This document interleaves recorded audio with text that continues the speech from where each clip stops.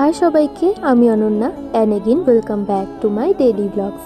আজকের ব্লগটা শুরু করছি সকাল থেকে। সকাল সকাল ঘুম থেকে উঠে দেখি আমার মেহেন্দির কালারটা আরও ডার্ক হয়ে গেছে, আর এখন দেখতে দেখো কত সুন্দর লাগছে। আর আজকের দিনটা আবার অন্য দিনের মতো মেঘলাই ছিল। তারপর সকাল সকাল মানভীও ঘুম থেকে উঠে যায়, আর এখানেও পটি করেছিল, তাই দৌড়াচ্ছিল এভাবে। তারপর আমার একটা পার্সেল ছিল, সেটাই আমি রেডি করে নিলাম। আর এই দেখো স্টেনটা আমার এত সুন্দর লেগেছে যে আমি বারবার খালি মেহেন্দিটাই দেখছিলাম। আর এই পাজি মেয়েটা রোজ আসে আর এসে ঘরে হিসু করে চলে যায়, এত পাজি, এই জন্য আজকে আমি ওকে অনেক পিটিয়েছিলাম। তারপর এখানে আমি বকফুলের বড়া করব, তাই আমি এখানে চালের গুঁড়োর সাথে হলুদ লবণ মিক্স করে অল্প কালো জিরেও দিয়েছিলাম যাতে এটা ভালো হয় খেতে। তারপর আমি বড়াগুলোকে ভেজে নিই। আসলে বাড়িতে নিরামিষ রান্না হলে আমার ভাজা বড়া এগুলো দিয়ে খেতে খুব ভালো লাগে, তাই তখন আমি ভাত খাবো বলে একবারে বড়া করে নিয়েছিলাম।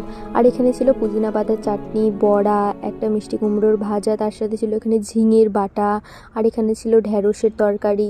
এগুলো দিয়ে ভাত খেয়েছিলাম। তারপর আমার যে মেহেন্দি কোণের অর্ডার ছিল ওটা আমি দিয়ে চলে আসি। আর এখানে রুটি চকোপাই কিনেছিলাম, আর এটা আমার ফার্স্ট মেহেন্দি কোণের অর্ডার ছিল। তারপর আমি বাড়িতে এসে এখানে চা খেয়েছিলাম।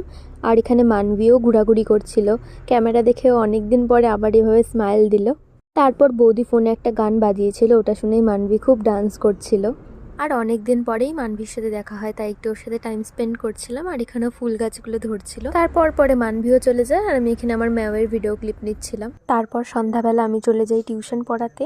আর আমি টিউশন পড়াতে গিয়েছিলাম আমার পাশের বাড়িরই একটা ভাগ্নিকে। টিউশন পড়ানো হয়ে গেলে আমিও বাড়িতে চলে আসি। আর আজকের ব্লগটা এখানেই এন্ড করছি। বাই বাই সবাইকে।